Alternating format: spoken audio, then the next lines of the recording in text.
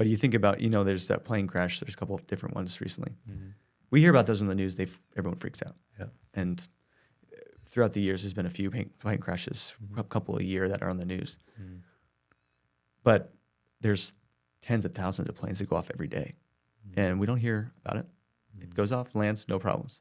And I think that that's the state of the church, is that we hear, and people hear these stories of these churches that some big scandal happened, something. And I think people forget that the church is actually, we're the best we've ever been. We are growing in crazy ways. There's people that have been radically changed, their lives changed. And you just don't hear about it.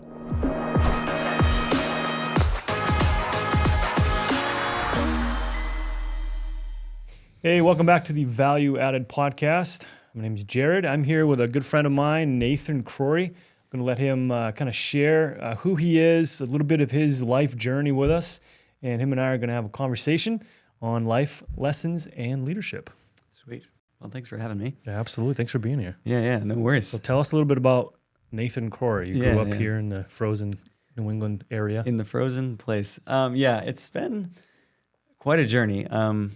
I grew up in a Christian family here in the Monadnock area, and I think now in retrospect you can always see, oh wow, like I had it so good. My parents cared for me, and they taught me so many biblical principles, as well as, there's so many Bible verses now. I look back, I'm like, oh yeah, I learned that in Sunday school, or my parents taught me that. But I think that the cool thing about it was that the Lord uses all things to reveal himself. And I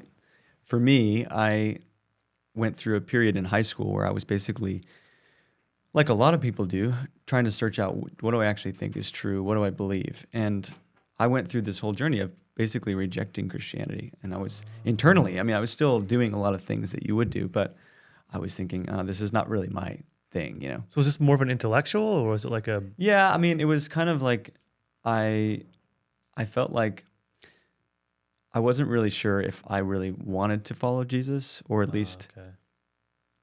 And maybe it was just because I'd grown up in a faith where part of my schedule was youth group and going to church and things like that. Yeah. Church basement rat. And exactly. I was always at church. Yeah.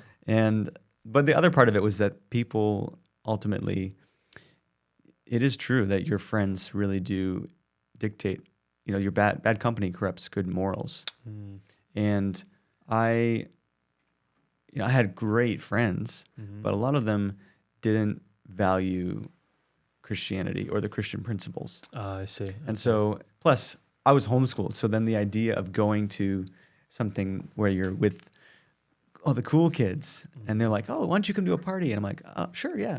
So I would just do that type of stuff. And then it got to the point that my relationship with my parents had so much tension in it that I was about to go to university in Vancouver, Canada for film school. Okay. Yep. So I was all set to go, and I was going to be a famous filmmaker. I was going to be making movies with Leonardo DiCaprio or whoever, Tom Hardy. Yeah, Tom Hardy. And I was so set on it. And my mom said, if you want to live at this house, you need to do a gap year program or something. Okay. Because you can't, if you want to live here, you can't live like this. And so she said, you can do anything, but it has to be Christian. Oh, I see. And so I basically looked online for things that had to do with film. And I found this thing called a discipleship training school in Brisbane, Australia, halfway across the world. That it said it had a focus with film.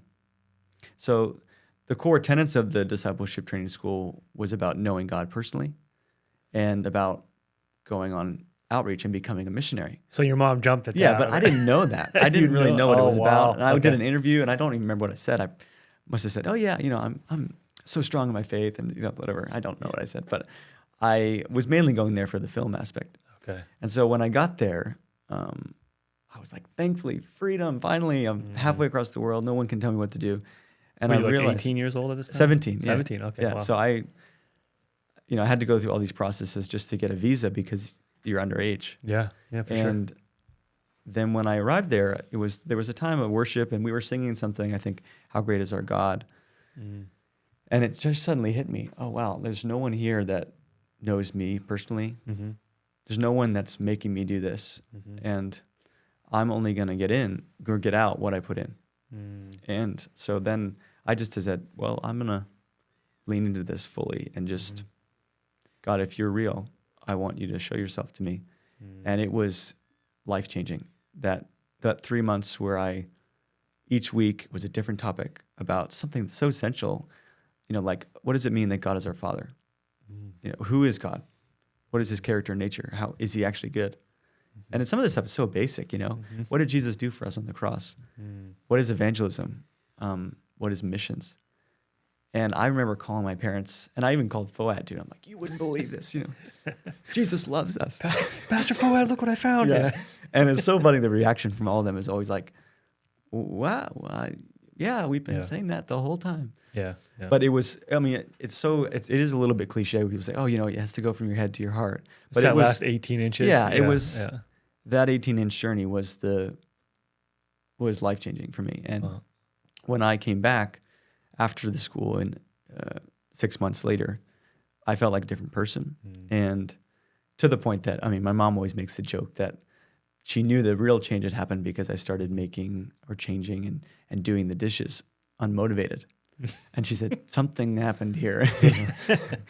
And what'd you do with my son? Yeah, exactly. Yeah. So because of that, then what ended up happening was I still felt like I wasn't quite able to make independent moral decisions. Okay. And, that's part of the journey is learning how to actually stand. Oh, for sure, yeah. And so I felt like that, and also I did really have a big heart for the nations. And so I wanted to go and join staff. So in 2018, I went back and joined staff with Youth with a Mission in Brisbane, and I've been with them ever since then. So you're still with them right now? Yeah. So now it's coming up on 7 years on staff in September. And you're looking at, you were talking about this yesterday, you're looking at like a director? Yeah, so now we're transitioning as the directors of the campus in Brisbane, which has been a crazy, the whole journey has been nuts, but it's just, we went through a serious pruning season over COVID where we had almost 100 staff and it went down to 18 staff on the campus. So basically it was just cut down to a twig, we're just nothing there. But and God really used that to bring like quality people. Yeah. And now we're right around 55 staff, I think. Yeah. Almost 60. And it's been so encouraging to see that, I'm confident that all those guys have a real heart. This is what the Lord has led me to, but also, this is kind of what we're about to see the Great Commission fulfilled and how we can partner with that. So that's a little bit of a summary, but I met my wife there as well. She did a discipleship training school the following year, and 2018, and then she's from Canada, so people always think that I met an Australian girl, but it's actually, she's just from the backyard of America. I got you. And so we live there now, but we got married in 2022. So this almost 3 years ago. Almost 3 years, yeah. Was it love at first sight, or was this more of like a... mixed. It was kind of like there's a thing within Youth with a Mission that when people are on their discipleship school, really not supposed to start relationships because... But you couldn't make moral decisions. You said that, exactly, right? Yeah. So I couldn't make independent moral decisions. So that just went out the window. No, but it was also like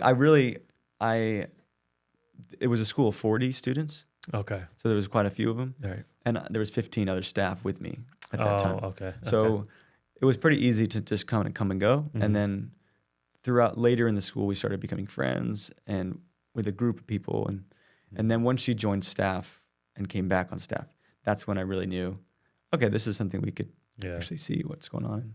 So that was really cool to be able to do that. And it's been really crazy to see how God's, she went from somebody who was actually not even a Christian. And she came because she thought it was a music school. Right.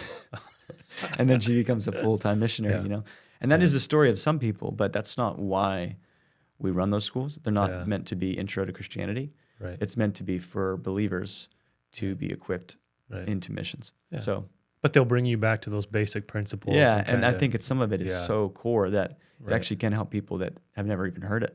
Yeah. So, that's wonderful. Yeah, it serves two purposes. It does, yeah. So take me back, Nathan, because you were talking about, when you were growing up, you had the kind of the intellectual kind of, is this my faith? Is this not? Yeah. And I want to hit on something because I think, you and I have in common, we both grew up as homeschooled kids. Sure. Both grew up in the church. Yeah. And there's a lot of perspectives, I think, that are out there from people looking in as these, this group of people, these Christians or whatever. Sure. Especially those of us who grew up, like you said, I was here Wednesday for Wednesday, Awana, Thursday, Thursday Friday, babysitting practice, kids, worship and, stuff, and then 2 times on Sunday. Yeah. So speak to that a little bit. And what I mean by that is, you went through, and I went through this, but I went through it later. Yeah. Like in my 20s, I went through this real big intellectual thing of like, I was already ministering, Sure. and pastoring, and I'm like, do I even believe this? And I went through this intellectual. Yeah. Yours was a bit earlier. Sure. But I want to hit on that a little bit because I think not enough people know that. That even those of us who grew up in the church, there is a time where it becomes that last 18 inches from the head to the heart. Sure. And it's so crucial. Yeah.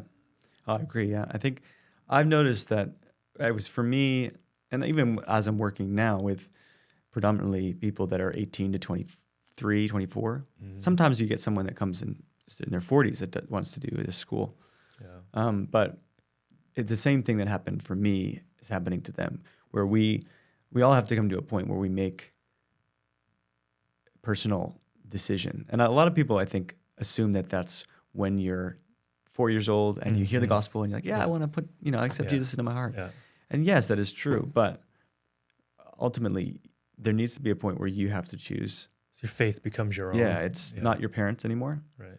And that, it's not something that is easy to do. And I'm not a parent at the moment, so I don't know what that's like. But I know that there's something about having the opportunity to say, I need to choose this and make this my own.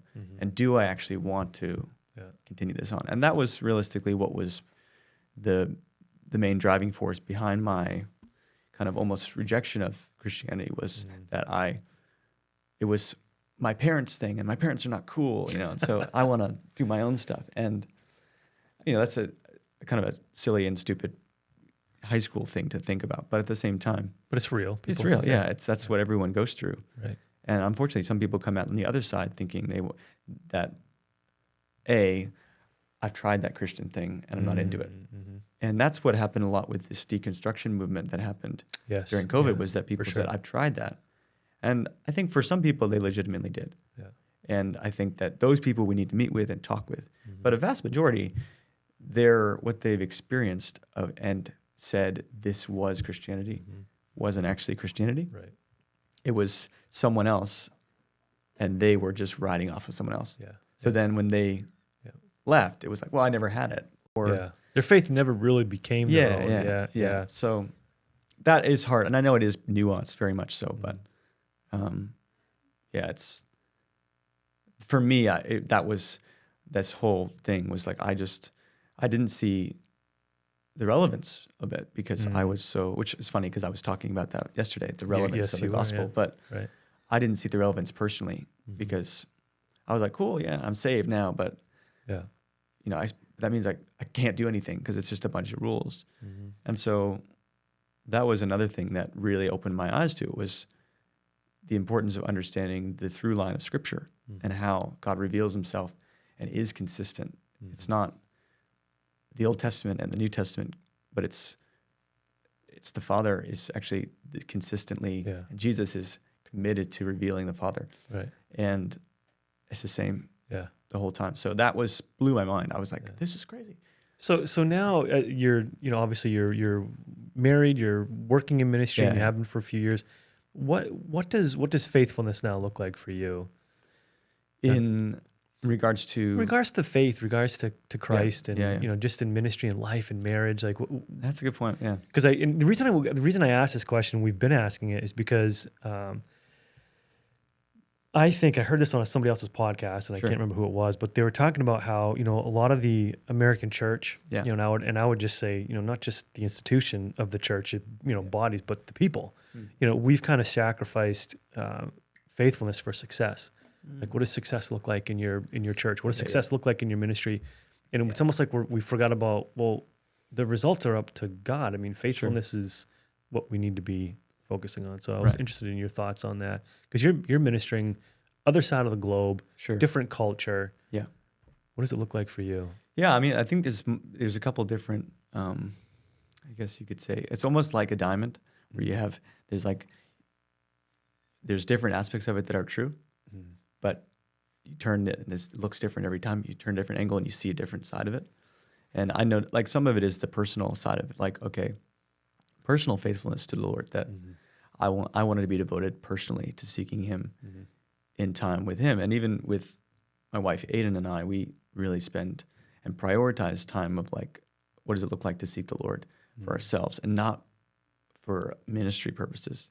Because that was the biggest thing in the beginning for me, was that you end up seeking the Lord because you have to preach or because you have to share, or you want to sound wise. So you're getting and asking and journaling, what's this? Oh, this is a cool thing to say. And then you're not really building and getting to know the Lord. You're just kind of seeking Him for an outcome, which is similar to like a vending machine or something. You're just going because you want to get something. And that was something that I really have to be careful of, even now, of not just seeking because I have something happening or because you got to give to someone else. Yeah. And because then you got nothing left. Yeah. And so that's one side of it, I think, for me, that the personal, for no reason but going deeper myself. Yeah. I think that rings true with me. Like it reminds me, God is more concerned with what we do with Him than what we do for Him, which I think is what you're talking about. Yeah, exactly, yeah.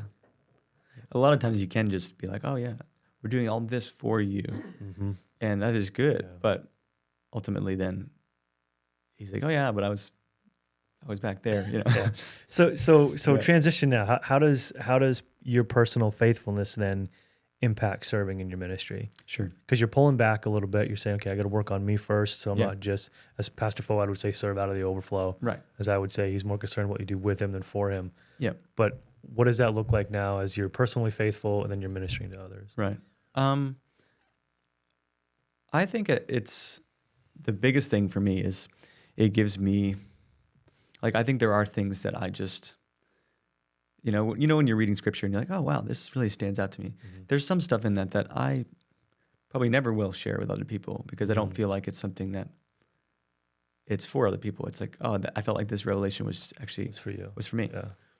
But there's also plenty of stuff in there that it's so interesting that you're then chatting with someone that's having a hard go and they're sharing something and you're like, you know what, I was actually reading this morning and it said this, and so maybe this is for you, and just kind of, so I think God has really been faithful to also use that place of faithfulness in personal time with Him to minister to others, which is what Fouad was saying about this overflow. Yeah. But I also think that ultimately it gives me, like, because it's faithfulness in the side of commitment that you're, which is the same thing in marriage. You're making a commitment, a covenant.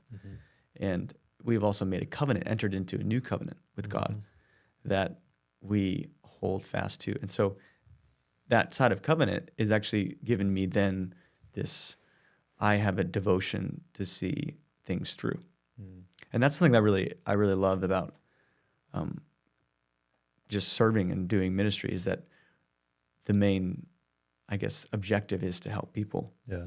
And whether that be people that don't know the Lord yet or they do. So here's another question for you. I'm always interested to know this. Yeah. Give me one or two leaders in your life that are responsible for Nathan being the man that he is today. Yeah. Who's been the most influential as you kind of grown? Because you already explained, I mean, how old are you, 20-something? 25, yeah. You're such a youngster, Yeah, I know. That's but crazy. you've already experienced so much of life as far as, Yeah. the intellectual, the faith perspectives, the marriage. You've been married for a few years. Who do you lean on? Who's been the most influential? I mean, even more recently, it's been some people that are not a part of Youth with a Mission, but they're in more of they're elders of a church that we're a part of in Brisbane. Okay. And it's been so cool to have people to lean on that, because within any type of community where you're living together, you're doing everything together, it can be a little bit of a bubble. Sure. Where you're just unaware of what's happening. For sure. So it's helpful to have outside perspective, because otherwise then you don't doesn't get weird. You just kind of, oh, okay, I can recognize that is kind of a weird situation. Right. Yeah. And so that's been really, I mean, I've been leaning on a lot of those guys. But also, I mean, honestly, FOAD has been such a big part of my journey because he was with me. And the funny thing is I'm talking about how I went through these, I didn't really believe this stuff and I learned about all this stuff. But it was there the whole time. FOAD's teaching me and showing me stuff. Right. But you also have to, it's kind of like if someone starts talking about, oh, hey, have you ever heard of the brand of the car, Mercedes or Kia or something? And then you didn't hear of it before. So then when you become aware of it, you suddenly see Kias everywhere or Mercedes everywhere. Yeah. And that's what was happening to me. I suddenly became aware of the through line of Scripture. And so then every time FOAD speaks, I'm like, oh, okay, he's been saying that the whole time. But I didn't actually realize that. So that's fascinating. Yeah, I think it's probably, FOAD has been a huge influence in my life. And even now, he's come out now to Australia 3 times. And it's just meant a lot that he is so intentional. Yeah. And he was your pastor growing up? Yeah. I think when I was probably 12, he became the pastor. He became the pastor, yeah. And so he had a big influence. Okay. But I also find that I really love to surround myself with people that are, I don't know why it is, but maybe just they're not really in the same stage of life as me. And some of it is because some of my closest friends in high school and growing up were my uncles, my mom's brothers, who were they were in their mid 40s at the time. Now they're in their 50s. But I always related to them and was able to have really good, deep conversations with them. So now, like most of my friends in Youth with a Mission, as well as outside, they're in their mid 40s, early 50s. Okay. But I just really like talking and conversing because I feel like, we can have a really stimulating conversation, but also when they say something, I trust that what they're saying is also, there's been a lot more experience than I've a little bit more longevity. Yeah. There's some wisdom there that comes with age. Which I think is great because then you... Yeah. Well, we teach that. I mean, even Bill and I, my co-host, we teach that a lot on this platform of partnering with someone who's 10, 12, 15 years older than you, and then someone who's that same difference younger than you to mentor. Yeah. So I think that's huge. But can you share with me, give me like a story, a moment in time throughout this journey of yours where it significantly shaped your approach to faith and to ministry? I mean, I heard you share a few yesterday because you shared at our service and stuff, and I was blown away. But I don't know if it's one of those or if it's something else. But for you personally, what was a moment where you just realized, this is... Yeah, I mean, I think for me, there's been a few. I mean, some of the stuff I was sharing yesterday, that stuff has been in the last year. So that's... Oh, wow. That stuff for me was like... It's fresh. Oh, my gosh. And that's why I also shared it because I felt like I didn't want to just share things from 5 years ago. This is what God is doing now. But as much as, some of the stuff with seeing different things that you can't explain, I also felt like those haven't been the biggest eye-opening things for me. So what has? Well, the biggest one I think was in 2019. I was in we were just having a time of surrender. And I know we sing a lot about surrender a lot. I surrender all and stuff, but it's one of those things as well. You can sing it, but it's one thing to live that. And I realized that even up until that point, I still was holding on to this idol of film that I was obsessed with being a famous, like it was part of who I was. I am a film person and I will be famous.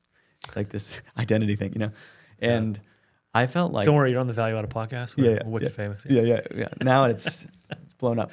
But the crazy thing was we had this time where one of the speakers, we were doing this practical laying down of things that we felt like were idols. And some of it was, hey, if you actually feel like this is an idol, maybe you need to get rid of it, which is not really done much. Yeah.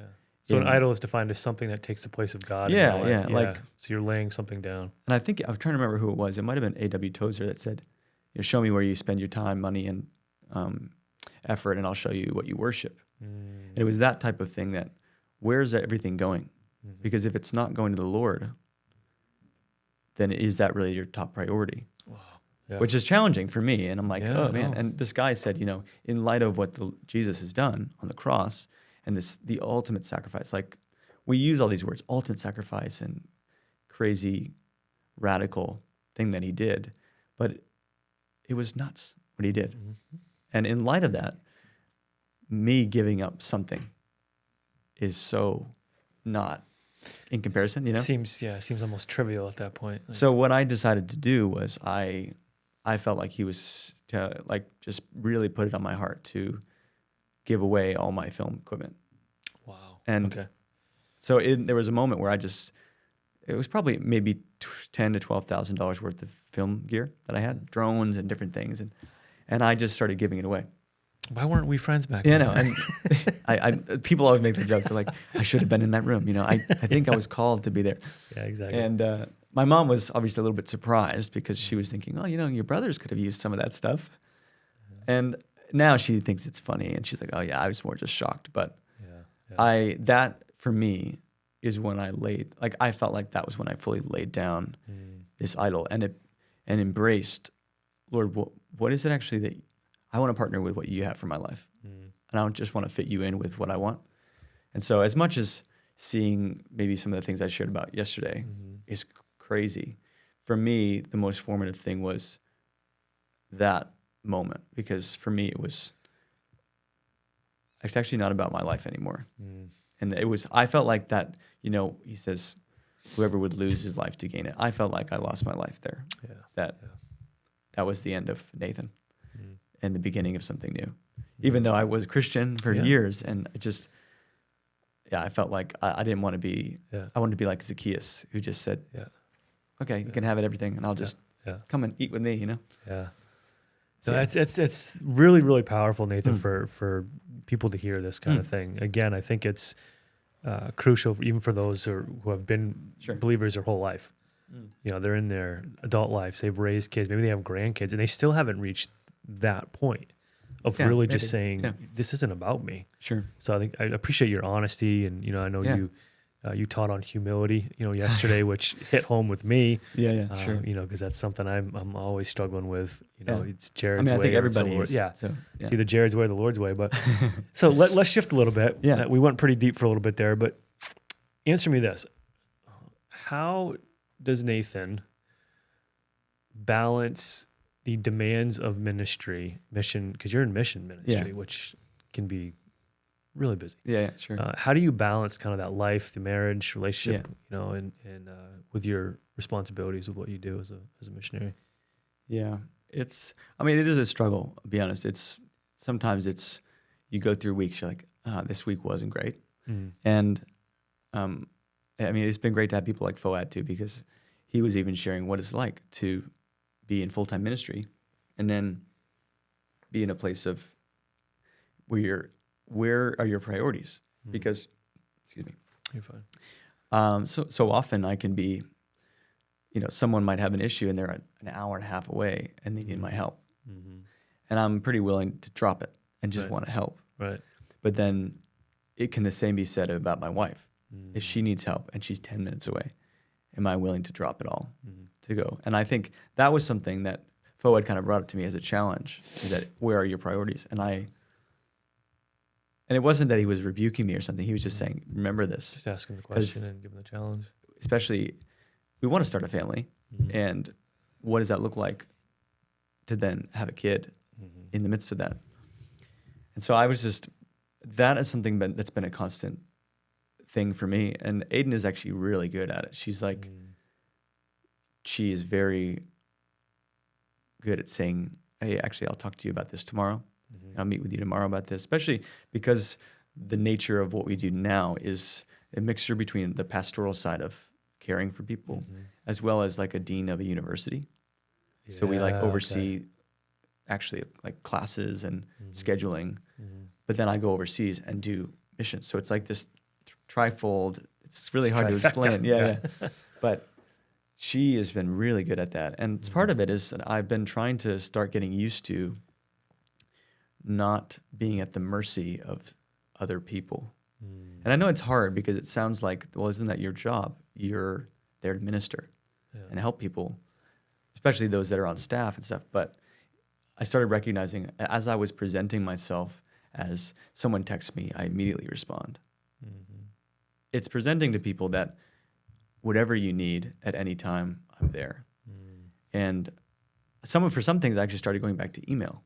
Yeah. Like if you want to contact me, go via email, because there's a different stigma with email that You're not expecting an immediate response, and it's not. It's usually more detailed, and I just think that type of stuff I actually really admire because I noticed a few years ago I was setting up myself for not. What's the way to say it? I wasn't setting myself up great because I had a staff team of 15 that I was overseeing for one of the discipleship schools. And it was getting to the point where we were so busy that they weren't able to make decisions for themselves. And I was making all the decisions for them. Yeah. And that was something I was comfortable with. So I just said, come to me and I'll tell you what to do. And so then it got to the point that they actually felt like they couldn't move and do anything unless I told them it was okay. And that I don't like that side of it because it makes it's like it's so controlling. But they also felt free. They're like, oh, this is awesome. I don't have to have much responsibility. Nathan just tells me what to do. But the problem is then they would come to me about everything. Right. So what I've been doing the last few years is really trying to give them delegate and, hey, if you should be able to make this decision here.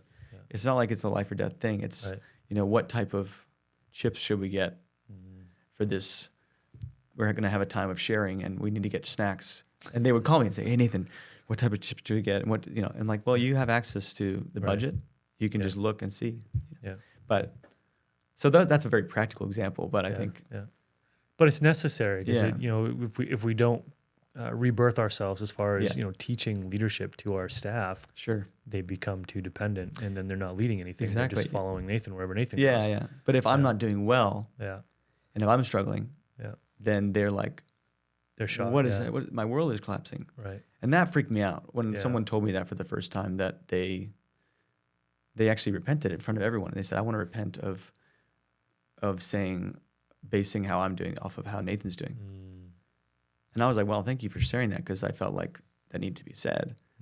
But also that it being in that place of influence is a bit scary, because people are looking to you in such a way that you really do want to delegate. And as much as possible, I'm like, just you do your stuff, and I'll guide and lead spiritually as much as possible, rather than just from the front. Which comes back to that first thing you were saying about, are we looking for success and I'm really, I'm not trying to be successful from that perspective, but no, that's good. Yeah, we're focusing on that faithfulship and that building and empowering of others, and allowing Christ to flow through you, and it's really good. What role does prayer play for you? Yeah, well, there's a few things, big time. I think we have a few different parts, I would say, that it plays. One of them is probably there's the personal side of it. It's like a way of connecting with God, obviously, that I'm believing that He wants to reveal things to us and show things to us. So I'm praying on the daily. But then on the other side of it is that we're praying on behalf of others. Okay. And in YWAM, it's usually referred to as intercession, which is used in Christian stuff, but not always. Right. A lot of times you think of intercession, it's like the older ladies that meet together and pray. Yeah. And some of them are really good at it. Yeah, they're really good. So when we have times of intercession, probably 3 or 4 times a week. Okay. For an hour. Yeah. And we have a specific topic and we pray for that thing. Most of the time it's regarding nations. Okay. Like we'll pray for the nation of Israel. Yeah. Or we'll pray for the nation of, Turkey or something, or North Korea. And then we pray in groups of 4. And it's been so cool that God is faithful to give us a heart for that nation as we continue to intercede and pray on behalf of someone else, that God would move in that nation. And it was really cool. And even in 2018, maybe it was 2017. Yeah, we were praying in a time of intercession. And I would share this to say, I'm not saying this was the reason why this happened, because that's, I think, selfish and prideful. But we were having a time of intercession for North Korea, praying that God would bring peace there. And it was so interesting because right after we finished, this was on a Friday morning in Australia, so it was a Thursday night here, is when North Korea signed the peace treaty. Oh, wow. And so it was like we finished at 9:30, and then around 10, this news article came out. It's official. The peace treaty has been signed. And that's cool. There's a part of it that's like, okay, yeah, I'm not trying to say that was us. Yeah, right. It wasn't. But we were a part of something Yeah. that people have been praying for years for a peace treaty. Right. And to see, Yeah. Oh, yeah, Lord, actually, that was you. And not just saying, oh, that was an interesting coincidence. Because if everything's coincidence, then we just chalked up everything that God is doing when we're asking him to just chance. And that's more like fatalism, I think. Yeah. Well, it was meant to happen. It's like, well. Yeah. So I got a, I don't know if it's gonna be a tricky question I think it's a complex question in a lot of ways, but I'm interested because I do ministry here, obviously in the U.S. As a lot of youth and children and young adult ministry, and I address this pretty often. And I'm wondering, what it's like for you as a mission. Do you come across? And the question is, how do you address the challenges of leading in diverse and pluralistic society, left, right, liberals, conservatives, traditional gender roles, gender fluid stuff, identity, all of that. I mean, do you face a lot of that in Australia? What does it look like for you guys on the mission field dealing with some of that? Because you work with a lot of young people. Yeah, big time. Yeah. So are you referring specifically to like pronouns and things like that? You pick. Okay. Like let's go there. Let's go there first. Well, let's say identity related. Yeah, sure. God gives us the roles in Scripture of who we are. Identifies us, and then what culture says we can do. Yeah. I mean, in some ways, Australia is about 10 years behind the U.S. Okay. They take a lot of influence from the U.S., so it is coming in. Yeah. But it's not really. It's not as prevalent as it is. No, here. and I mean, you can still. It's sometimes a little bit bad, but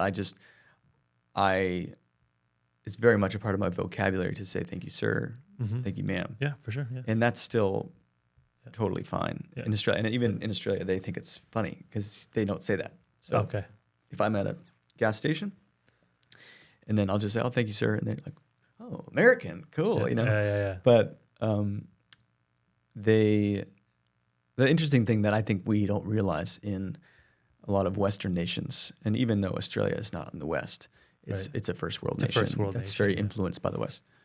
And these are problems that are only existing in the West. So whenever you go anywhere, I mean, I talked to some people in Indonesia, in Malaysia, in the Philippines. They're laughing. They don't. They're like, you tell them, they're like, what? It doesn't make sense. And some of it is that they got bigger fish to fry.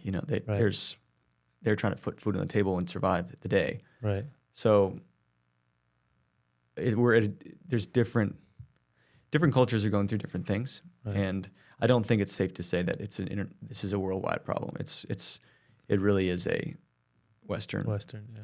Which, I mean, in some ways that makes it okay. Maybe that means that this is something that there is a solution for that we can help, and yeah, I mean, but you do deal with it with some people, and I think like even recently I was talking to some people. I mean, recently it was probably a year and a half, 2 years ago. Feels recently, but just talking to them, and they in Australia, Christianity is about 10% of people. There's 30 million people in Australia, so it's like similar to Canada, the population, but it hasn't been very Christianized.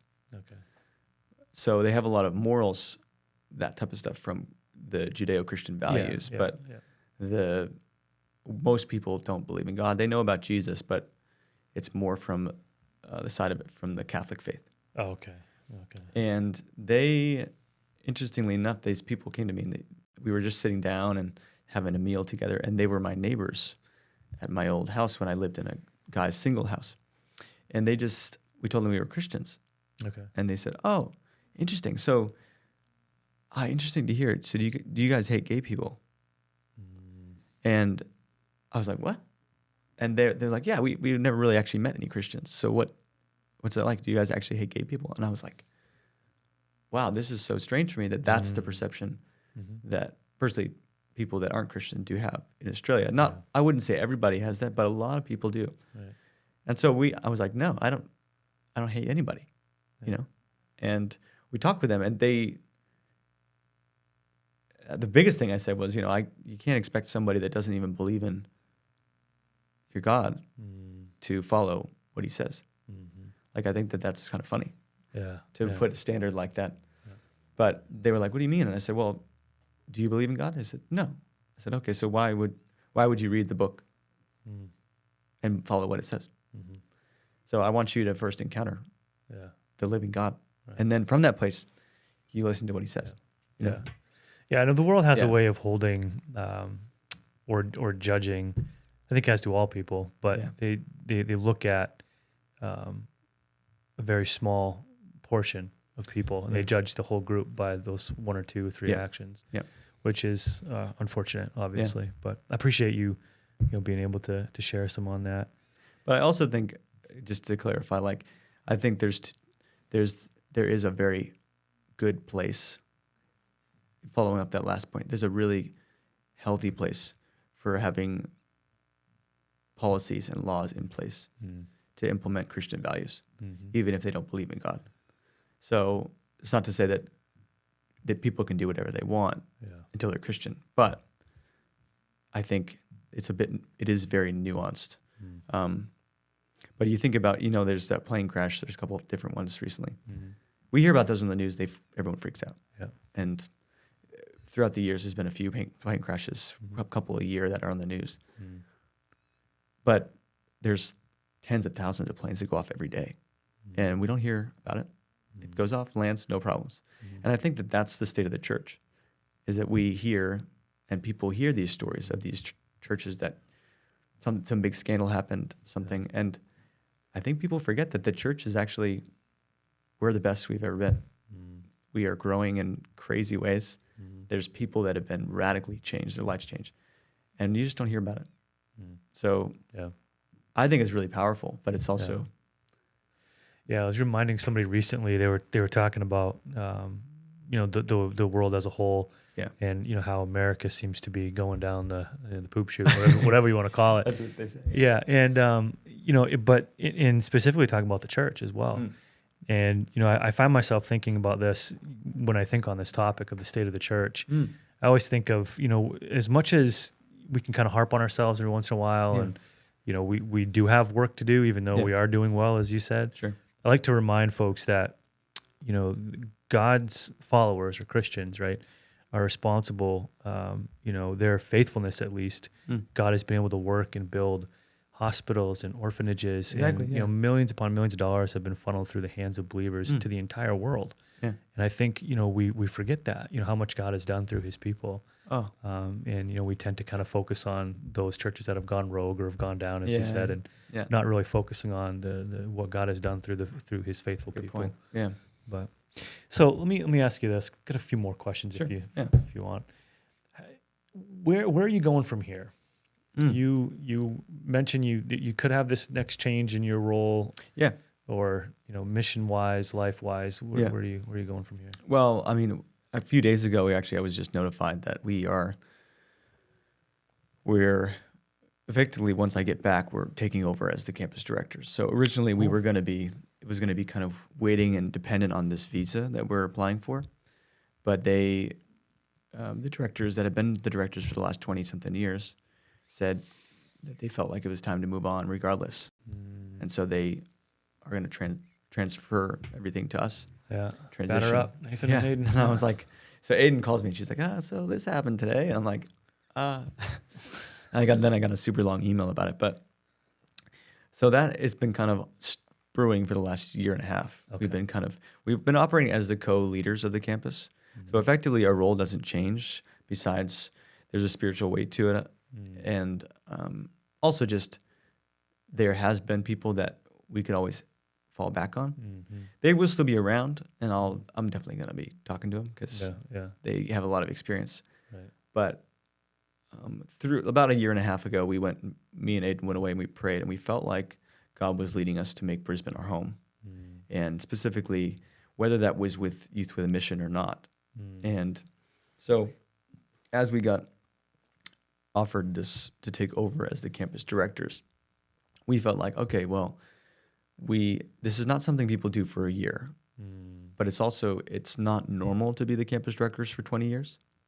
Most people within YWAM, it's something between maybe 5 years to 10 years. Okay.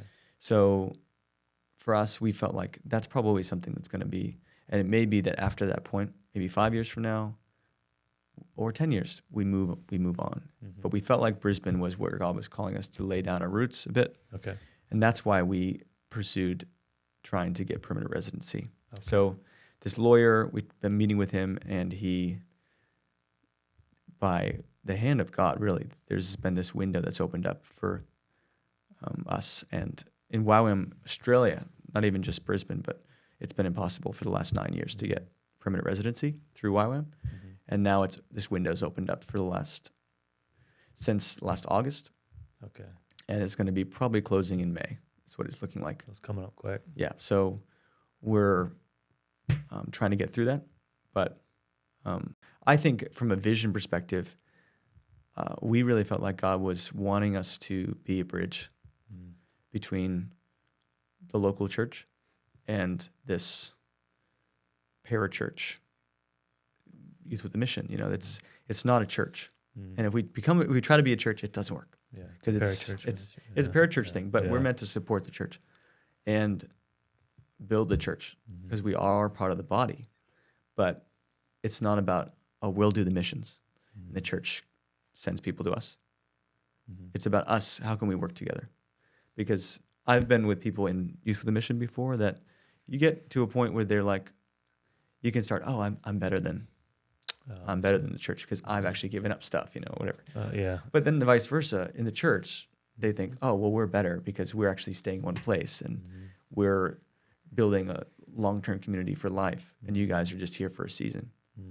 And so there are legitimate arguments, but I think what we even really felt called to do is how can we actually serve and connect and not just make it about YWAM or the church, but can we come together and our main thing was equipping people into missions.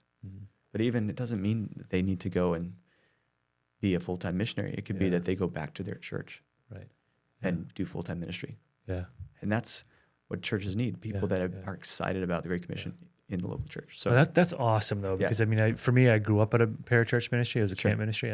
My whole high school career, I was homeschooled and I was going to work in the afternoon, working maintenance, working counseling little kids and just the whole 9 yards. And so for me, I have a heart there. We have our local camp directors here. They go to church with us. They're on my youth staff. It's just, I think they both are necessary. 100%.